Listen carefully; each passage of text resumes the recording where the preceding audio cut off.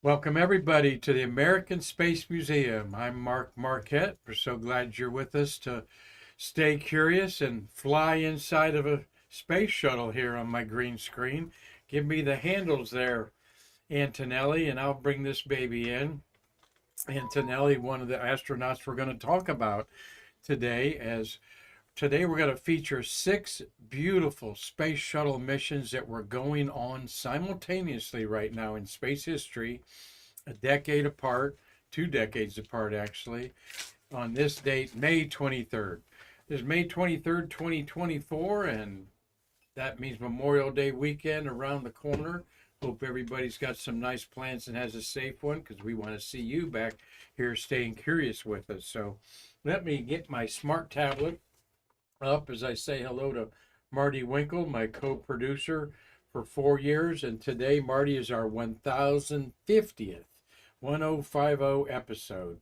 And we're happy to have with us Logan Cope from the Eastern Florida State University here in Titusville, is manning the board here as an intern on our Streamlabs program there. So let me see if I can bring up there we are, as I can say hello to all of you out there in cyber social media land on YouTube.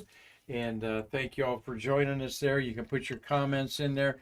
Won't be much of a question type of program today, as I've actually been kind of hunkering down, putting all the slideshow together, and a program that will require my glasses on here. So let's just put them glasses on there right now and kick it off with a beautiful, by the way, just to tease you, this is the glass cockpit of which orbiter? The first orbiter to get this glass cockpit. No, not many toggle switches there. You see the screens, no CRT, green screen cathode rays going on. This is all high tech. And the hint is it flew in 20. Well, I'm not going to give you a hint. Maybe I will. 2010. So let's back up here a couple slides there to just show you the beautiful Space View Park, the Rocket Garden at Kennedy Space Center Visitors Complex. And we're grateful for them for helping us here at the American Space Museum.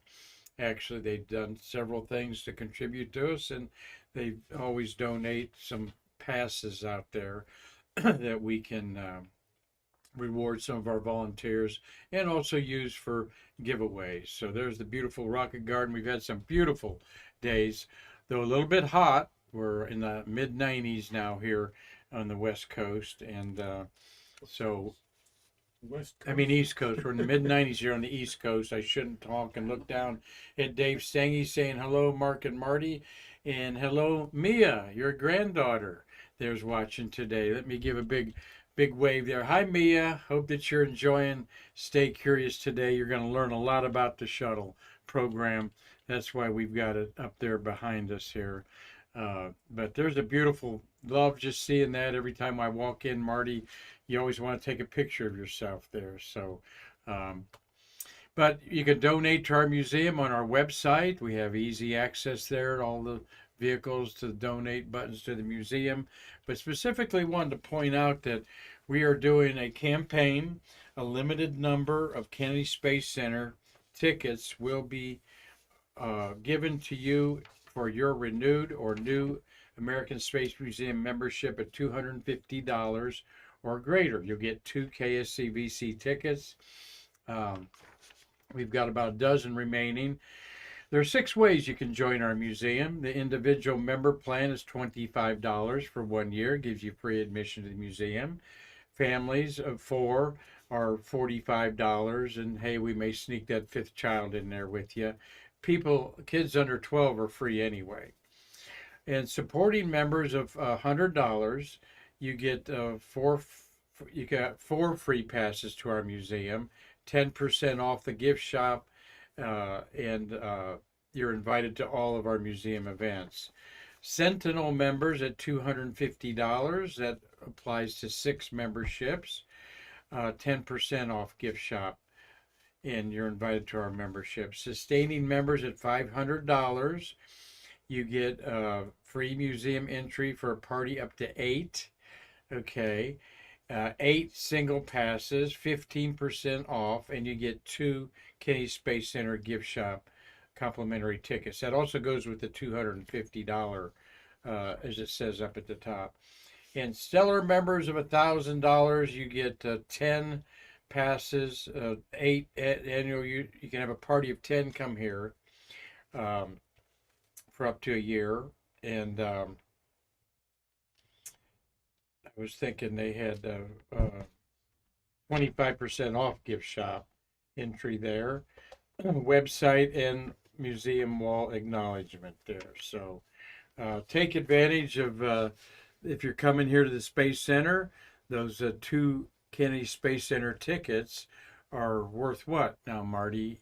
$85? 80 something. I think it's 85, 89 something. Yeah, like with tax. So you're talking probably about $92 to walk in there. And for your $250 membership, we'll give you 2 of those tickets, or $500 or $1,000. So we're trying to get in with the monetization of our museum and your gracious contributions. And some of you have given us $500 before we started this. And get a hold of me, and I'll see what Karan says about making it retroactive for you there. Hello, Robert Law, watching up in Dundee, Scotland. Hope you're having a good evening. So we also want to announce that it's official. Shuttle Fest 4, Hubble Space Telescope at 35 years, will be April 12th through 13th. 2 days at the Hyatt Place in Titusville. Registration will open September 1st. It will be limited to 125 participants, as we're already efforting panel discussions with astronauts, space workers, and you Hubble huggers out there. This is a fundraiser for the American Space Museum. Our foundation is the U.S. Space Walk of Fame. That's our official 501c3 in Florida. And it's going to be $90. Is not mentioned there, but we are going to have a fee of $90 for the date to pay for expenses and bringing in some serious space Hubble space workers. And we're, of course, efforting astronauts. So that'll be posted on our Facebook page later today. Also want to give a shout out to Frank Norris. What a cool interview we had with him, Marty. He was quite nervous, but did a good job. And I want to dive into his book, Colonizing Mars. So we're going to remind you once in a while to go to Amazon and check that out. Frank's book about colonizing Mars in the next 20 years is no science fiction type of treaty. It is based on facts with a lot of charts and solid information of what you need there. He, of course, worked on the Ares 1X and shuttle program.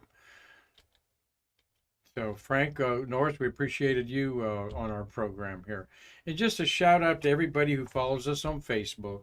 We have 11,700 followers on Facebook. We're quite proud of that. In the last 28 days, our posts have reached 225,000 people. And almost 9,500 have engaged this on there.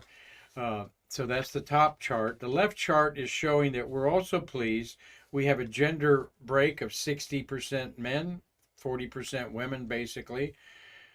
And the age range is from 25 to 65, and older is pretty much the same ratio, and the largest demographic is 55 to 64 there. But we're pretty even to the numbers of you watching, as well as we're pleased it's a 60-40 men to women. And of course, our most followers are in the United States, but number 2 is India. And we never hear from you Indians, from the continent with the largest population in the world. We'd love to hear from you more, but we do hear from United Kingdom. Robert Law, you're in there. Brazil, Australia. We do hear from many of you Australians from time to time, including Cliff Watson. Canada, Mexico, Italy, Philippines, and Germany. And we can't forget our friend in Ukraine that watches, Maria. Haven't heard from her in a while.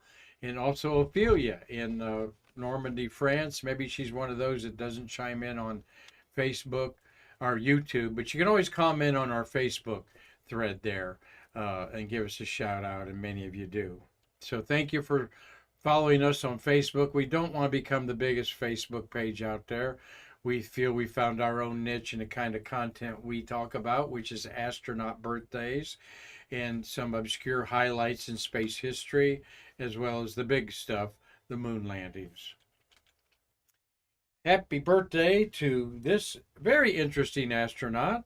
Thomas Reiter is 66 today, born in Germany, in fact, Frankfurt, on May 23rd, 1958. He was interestingly on the Mir space station for 179 days in 1995, and then on the International Space Station Expedition 13 for about the same time, 171 days, returning on STS-116 in 2006. So 2 missions, 350 days in space, once on the Mir space station. He actually stayed there longer than the International Space Station, so what a contrast that would be to hear him talk about, and I'm sure he does as he reaches out for the ESA, European Space Agency. He's worked as their director of human space flight, and we wish him a happy birthday, and we'll be efforting our friend Alex Carl to maybe try to get us an interview with him someday.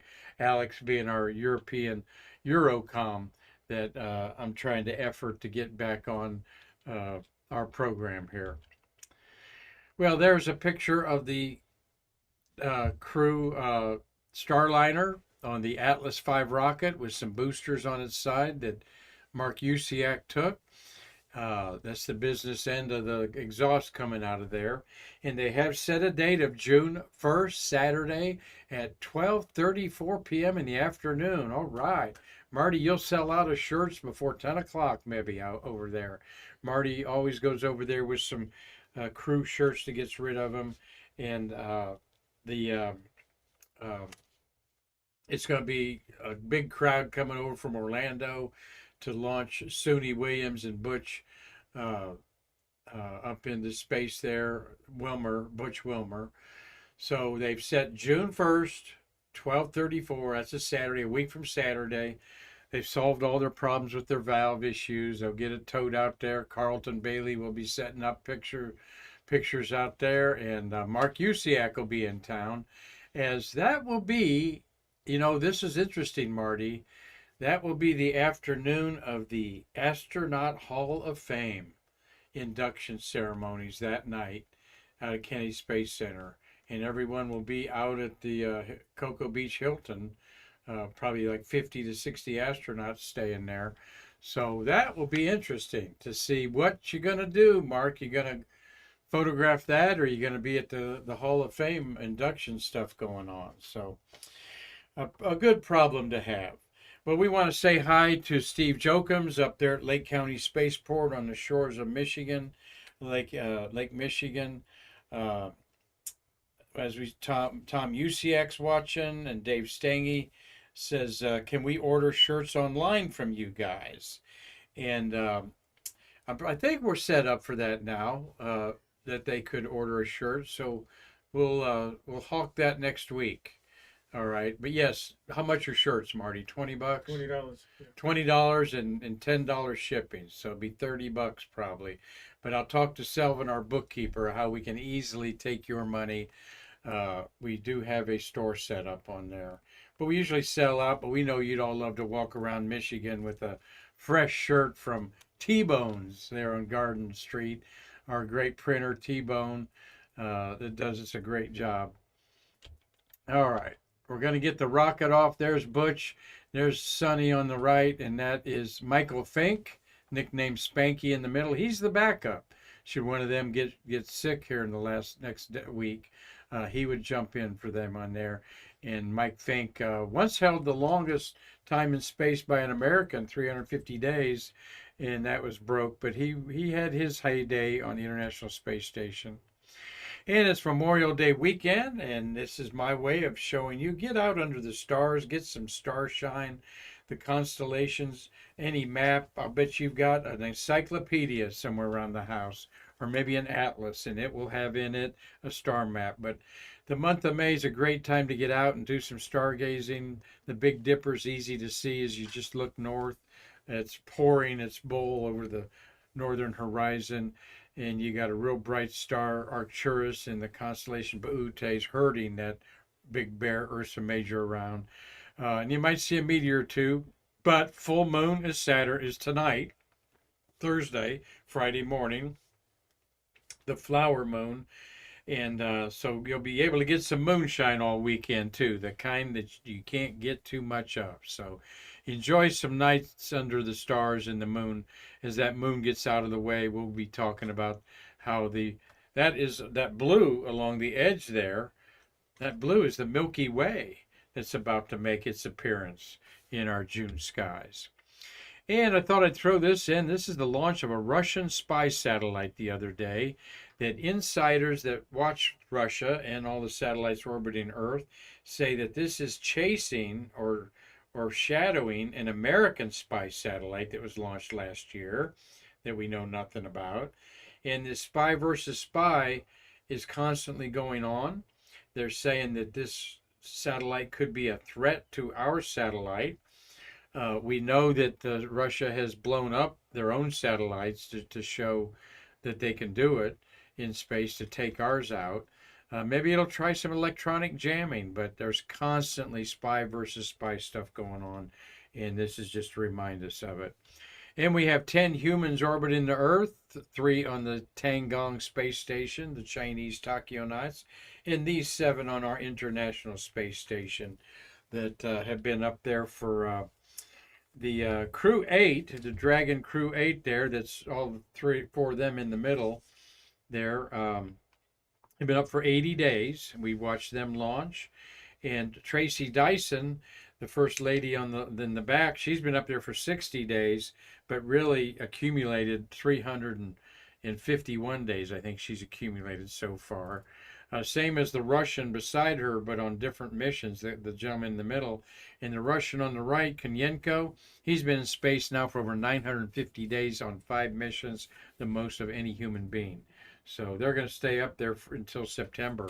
The crew in the back is technically Soyuz MS-25. They'll be coming back in September.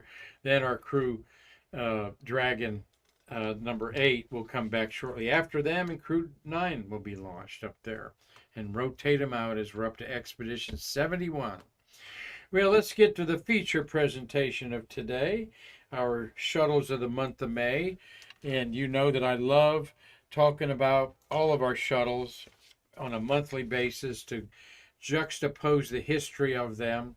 Here we have the maiden flight of Endeavour, orbital vehicle tail number 105 to replace, that's the one that replaced Challenger. We had its inaugural flight in 1992 in May, launched on May 7th, and on May 16th, 2011 was the final flight, and way too early in that young ship's age there. I think it had 29 flights. I won't get to well, I can show you my shuttle scroll here, because someone's going to say, yep, it had 25 flights, not 29, OV-105. And we're going to talk a lot about it and Atlantis, as Atlantis had 4 of its 33 flights in the month of May here, as I get my shuttle scroll out there. Let's see, 65 tickets punched, I like to say. 60 humans orbited the Earth in the month of May. 11 of them were women, okay? And 5 people repeated their flights. Maybe we'll catch a few as we talk about these 6 missions today. We're going to talk about 125, 132, 84, 134, and 77. And, oh yeah, we're going to throw 101 in there. Why? Because, as you see this chart that Karan, Conklin, my executive director, and I put together, on the bottom, on the left-hand side is the orbiters that flew, how many flew in the month, and there's 10. Then you look at the date line here on the 23rd, and you go up, and you see you've got 6 orbiters are orbiting Earth a decade and a half apart, of course, but on the same day, 39 people can say, I was orbiting the Earth on May 23rd at some point in space history. So I kind of find this a quirky thing to follow and look up. And so let's look it up with me here as I get my notes that I've meticulously put together, and of course now have fumbled somewhere. Not really. The first shuttle of the month we're juxtaposing is 125.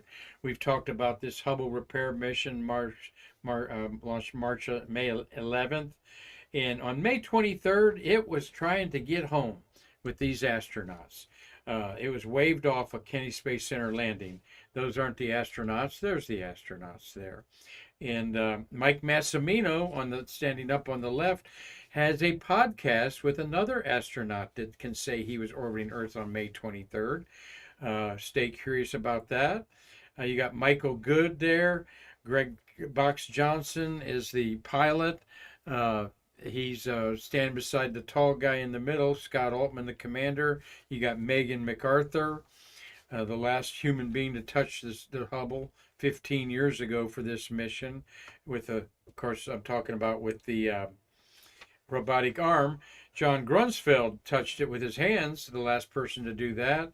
And then you've got Andrew Feutzel, all mission specialists there. So what happened was, of course, because the Hubble was in an orbit 400 miles high and out of an orbital path of the International Space Station, in case there was a problem with 125, they had on the pad Endeavour ready to go on a rescue mission called STS-400 that we've talked about a few times, but an iconic photograph of the shuttle era taken in May and April, probably. This is maybe in April 2009, 15 years ago.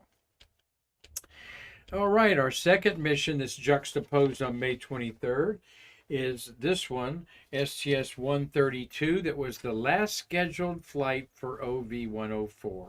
That's why the simplicity of this beautiful patch, one of my favorites really for its simplicity, the orbiters coming home into the setting sun as this was going to be its last mission, all right? And not so fast, Charlie Brown, okay? This was a 12-day mission, and they decided that Atlantis would fly one more time on a resupply mission to the International Space Station, and that, of course, became STS-135. Launched May 14th. Let's see, with this crew. Oh, there's the launch that I put in there, and I think that's Marker Tom Usiak's photograph of over near the press site. And just, sometimes you can see it and sometimes you can't. Of course, it's up above the cloud there, the shuttle is. But interesting how you see so much steam and from the SSME 3 engines on the shuttle, and then, of course, the 2 solid rockets. Well, on that mission, we had these astronauts that were all, of course, on their last mission. I think each and every one of them has never flown again. Massimino, his partner is, the top 3 across the top there are, let's see. Let me make it easier myself. Ken Ham is in the middle. He's the pilot. And Tony Antonelli is right behind him, standing up in the middle. Tony's the pilot, and Tony looked through my telescope out the Holiday Inn in Titusville. He was out there talking to a bunch of kids, and I was doing a stargazing outreach with them. And Bill Whiting was with us out there, and Connie McDaniel, 2 volunteers. And they recognized the name, his voice, and said, he's out here, Tony's out here. And I go, what? And there he was, and I showed him the rings of Saturn. First time he'd ever seen them there. And that's what's fun about meeting these people. Very normal people, did extraordinary job and extraordinary training on there. Garrett Reisman is sitting down there on the left, just below Tony, and the other guy standing up on his left there is Steve Bowen. And you've got Piers Sellers on the far right, and Michael Good is sitting down there also. But balding Garrett Reisman is the comedy foil for Massimino on Two Funny Astronauts podcast. All right. And I've listened to it. It's a lot of fun. It's nothing like Stay Curious.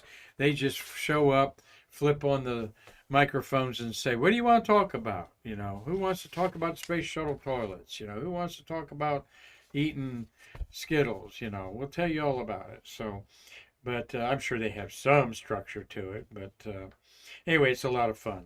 So STS-132 was not the last flight scheduled, all right? But it took this iconic photograph, all right? Oh my gosh, what a beautiful image that we all see over and over again as one of the most, this says the space station in orbit. And guess what, folks? It was taken on May 23rd, 2010, 14 years ago right now. Isn't that cool? Because this 12-day mission of Atlantis was about to end, and they had just undocked on May 23rd, sometime during the day, and did a fly around purposely to take pictures, iconic images. They had, I think they had the IMAX camera on there, maybe not. But they also took up the Dexter, the special all-purpose dexterous manipulator that looks like a little stick figure of a man that was sliding along in there. Where is Dexter? Probably in that mishmash there in the middle. But you all seen this picture. It doesn't get any better than this. The Earth's horizon, the thin blue line that should be the only border that matters on Earth. That's what keeps us alive. And there is our beautiful space station in a photo taken May 23rd on 2010, 14 years ago today. Well, we're going to jump from this other mission. Now, I also mentioned these last three missions are 2009, 2010, we just saw, STS-132, and then 2011, because they didn't expect to fly STS-134, but Atlantis' last flight, next to last and last flight, flew in the month of May. 134 was going to be the final mission, and it had on it an important astronomy instrument called the Alpha Magnetic Spectrometer, and that is now on the International Space Station and has been assessing gamma rays and cosmic radiation, cosmic rays from sources beyond our galaxy even. So a very atomic looking patch there for Endeavour, and a very stylized crew photo headed by Mark Kelly, who's a senator now from New Mexico, from Arizona, I think he is his state, a U.S. senator. And you've got Gregory Johnson again, Box Johnson going to space, flying Endeavour again. How cool is that for him? A year apart. Michael Fink is on this. Mike Fink is Mike Fink's right on the left behind Kelly. And like I said, he's back up. Drew Feutzel is on this. So Drew flew twice in the month of May. Roberto Vittori of ESA is also in the picture there. So these guys had a lot of fun. They love doing this stylized. Sometimes they'll adapt a sci-fi character or something like that. But this was serious business, the last flight of Endeavour. And I believe Carlton Bailey took that picture from the pad there.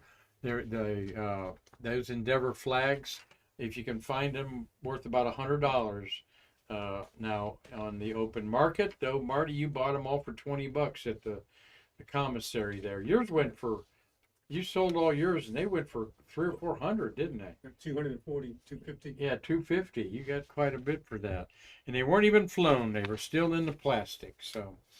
All right, well, we've gone through 4 of our missions that juxtapose in this time in history. And our 5th one is STS-84. Wait, what did I do here? Oh, let me back up there. I got ahead of myself there.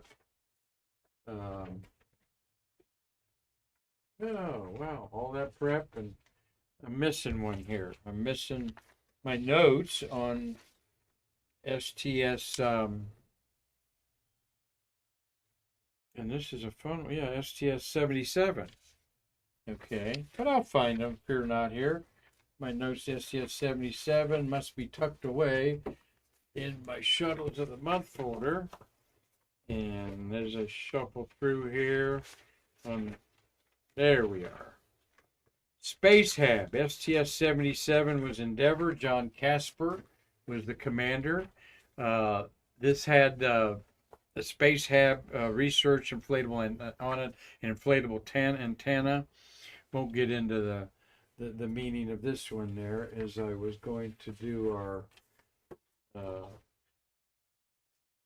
I'm going to do the last two missions. I'm going to get into the artwork. Kurt Brown is on this one. He is the president of the Scholarship Foundation that's throwing the big Hall of Fame induction ceremony next weekend. Daniel Bursch, Mario Runco is on there. Let's see, I got their pictures there. There we are. And another aspect of the shuttle era was these photographers like Mark and Tom Usiak and Carlton Bailey would go out, and when the T-38s were flown in with the astronaut crews, the astronauts would go out to the runway and do an impromptu press conference. And of course, John Casper there, the blonde next to the microphone, would do most of the talking. Let's see, left to right is Mark Garneau, Canadian astronaut. And then you got Kurt Brown, and then you got Mario Runco. He's a big Star Trek fan. He likes to dress up like Spock. Then you got Andy Thomas, and on the far right would be Daniel Bursch in there. So another aspect of our wonderful 3-decade shuttle era. There was a night launch by Tommy Usiak. Good looking night shot there. It launched off at 6:30 a.m.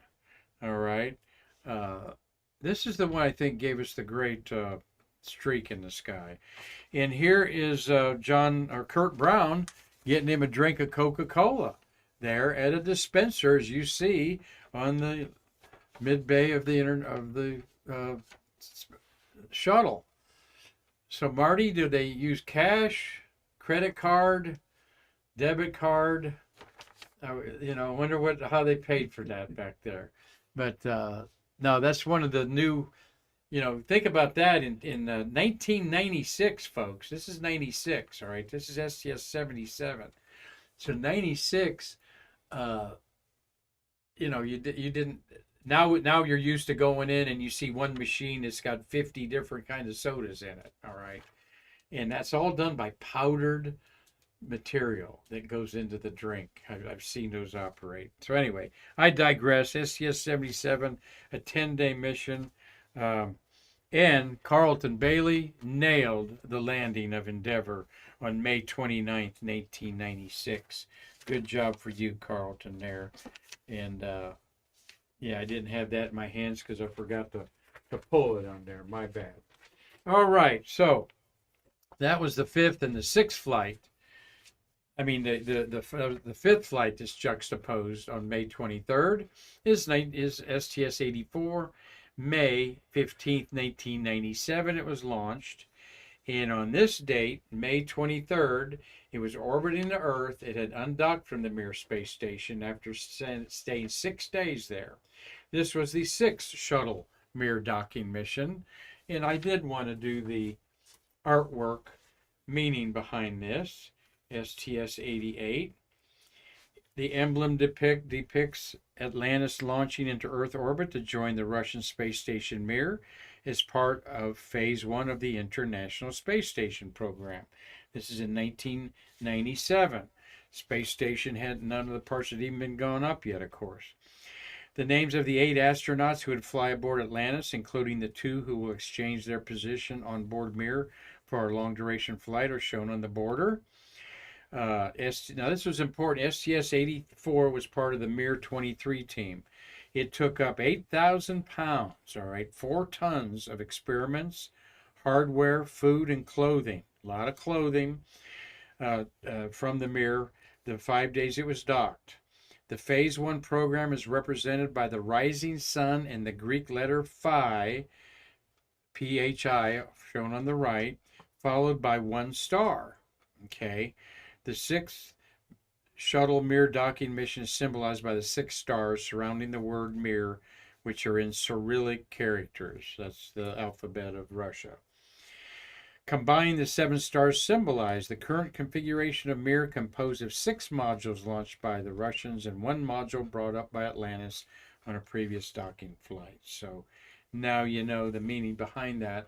Very interesting patch also, because it's a circle with a cutoff at the top up there. The only one that's like that. And usually the crew figures out this. Now it took up Full on the left. All right, Mike Full was taken up, and they brought back Jerry Lininger. And Jerry Lininger had been up there for 123 days. He survived a fire up on the Mirror, all right, which was incredible. And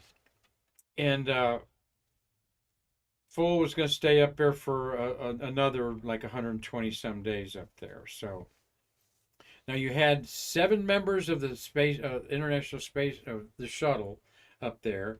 You had then Lininger, and they say 4 Mir cosmonauts and a German, and that would make 13 people orbiting the Earth in 1997. And that's been tied many, many, many times, but I think that was the first time we had 13. If that's true, I want to double check the 4 Mir cosmonauts, a German cosmonaut. That's 5, and then Lininger would make 6 on the Mir, and that's pretty crowded, and 6 and 7 on the shuttle. And here they are, all of the STS-84 group. And are you staying curious out there? Where are they, guys? Where are they at right now? Who knows out there? Let's see. I'll give you a minute there to talk about it. But that's on the left is Mike Full. Okay, behind him is a lady, and that is Elena Kondakova. She's the Russian cosmonaut that went up. Her second flight of 2. She was married to Valery Rumian, and he died recently. Valery Rumian, a very experienced Russian cosmonaut in the early Salyut days. He was a designer of Salyut and Mir, and helped with the ISS. And he actually went up on the ISS with about 8 gallons of vodka, we understand, we were told on this program, to check it out on there. So anybody know where this picture's taken? Let's see. Well, nope, they don't. That's inside the M113 tank that they do a escape training on. There's a crew there training. That's a New York astronaut there. It looks like Kurt Brown running it there. This was how they would, once they went down the guy with the slide wire zip line into the bunker, they would scurry into this and get away before everything went to hell, I guess. There is the Mir space station. What a conglomerate of 6 modules it looked like back in the end of it, but it functioned, it worked. It went through a lot of dramatic instances that we learned our lessons, translated with the Russians to our International Space Station. Though not on Earth, not so great partners in space, Russia's been an excellent partner. And Carlton Bailey nailed it again. Look at this landing on May 24th at 9:27 a.m. at Kennedy Space Center, and CB's up on top of the VAB taking that shot. And you'll never, ever be able to get to do that again. CB. So what a shot in 1997. So that is STS-84, which is juxtaposed as our 5th flight that is orbiting on May 23rd. And our final flight is this one, STS-101. You see the 101 on the left. All right, here's the crew members. Very boldly, I guess they wanted to get their name out there. Let's see what it says about the artwork here. By the way, STS, just to give you how much the manifest of the shuttle got juggled around because of payloads and different like that. STS-103 was launched in December 99. Then STS-99 in February 2000. So they went from 103 to 99 to 101. Then, after this mission in September of 2000, 106, so it went from 101 to 106 to 92 to 97, all right, to 98 to 102. So all these were jumped around as the manifest building the International Space Station got messed up. So what does this mean? Commemorates the third space shuttle flight supporting the assembly of the International Space Station. Now, wait till you see what the International Space Station looked like. You saw the iconic image that STS-131 took. Well, there's 132 took is the one I was talking about there. So the space shuttle is depicted in orbit configuration prior to docking with the ISS.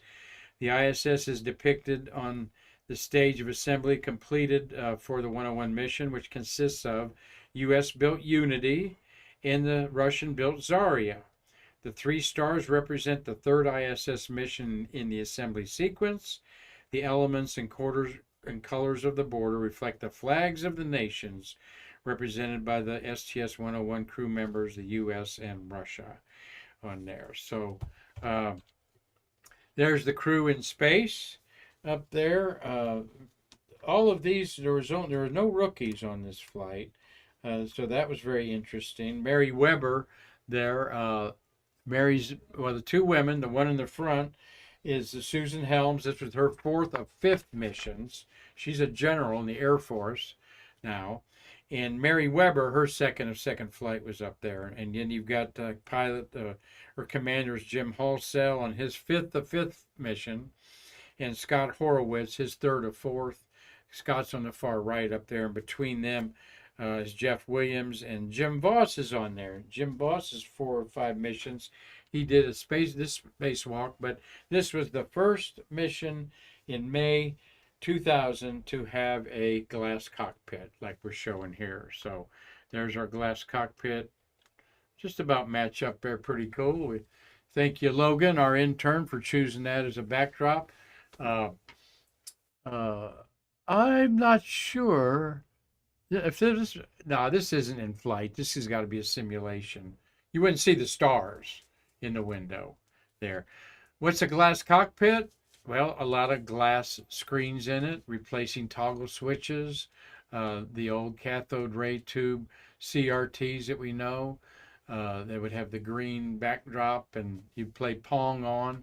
You got some switches overhead, but it's very streamlined and brought into the 20th century in May 2000. Another blast off at night by Tom Usiak. And here's Jim Voss doing an EVA. That I love that picture. I don't know what he has in his hands, all right, but it looks like a gigantic bolt that you got a nut on the end of it. All right, where's the wrench for this thing, guys? Toss me the wrench. But what did the International Space Station look like 14 years ago on this date? Well, we don't have a picture of it, but we've got an artist's conception of it because we didn't have a spacecraft taking a picture of the shuttle docked to it. But there you just have the 2 Zarya and our 2 the Russian segment and our segment there.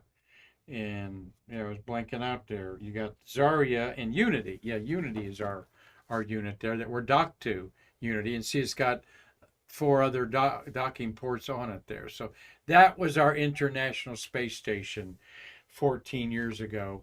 And they loaded it up with supplies, cooling fans, cables, gear ranging from clothes to tools, can openers, sewing kits, trash bags, a treadmill, a bicycle, ergonometer, IMAX camera with film. This was the film days 14 years ago, celluloid film.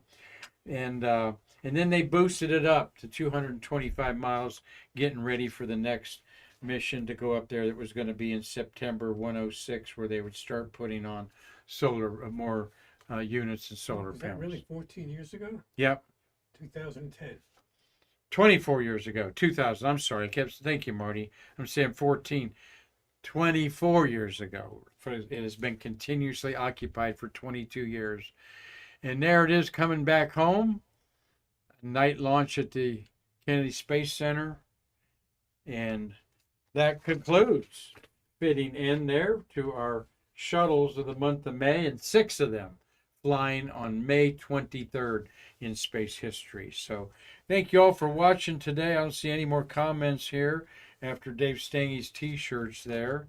You don't see any more over there, do you, Logan? Any more comments No, after Dave Stange's asking about t-shirts? there's nobody else. Yeah, okay, well, they must have got bored and bailed out on us, but that's okay. We're going to continue to talk about the shuttles every month because, listen, to 55 human beings rode these shuttles during this month, and we love celebrating them. Well, tomorrow on Friday, we're going to end the week talking about this guy. Let me go right there, and that is Scott Carpenter. And in 1962, on May 24th, he orbited the Earth 3 times, just like John Glenn. Had a pretty good mission, but he got in a lot of trouble over it for trying to do a little bit too much, maybe. And we'll talk all about that. But Scott Carpenter, one of the original Mercury astronauts and one of my heroes, we will talk about his mission of Aurora 7 tomorrow on Stay Curious. Thank you, Steve Jokums there. Just wanted to make sure someone was awake. He said never bored, so appreciate that, brother. And I'll be watching the practice at Monaco here when I get home. Well, it'll be tomorrow. They'll be practicing the Formula One there, as we're both fans of that. So we will be off on Labor Day. What day is it? Memorial Day. We'll be off on Memorial Day Monday, closing the museum so our employees and volunteers can enjoy their families and friends and remember and honor our veterans alive and who have given their life to keep our freedom in our country here. So thank you all for staying curious with me today. Marquette. I can't wait to see you and talk about one of my childhood heroes, Scott Carpenter, tomorrow. And maybe I'll see you in the museum tomorrow. And we appreciate you being here. Why? Because we want to bridge the space between us. Thanks again. Bye.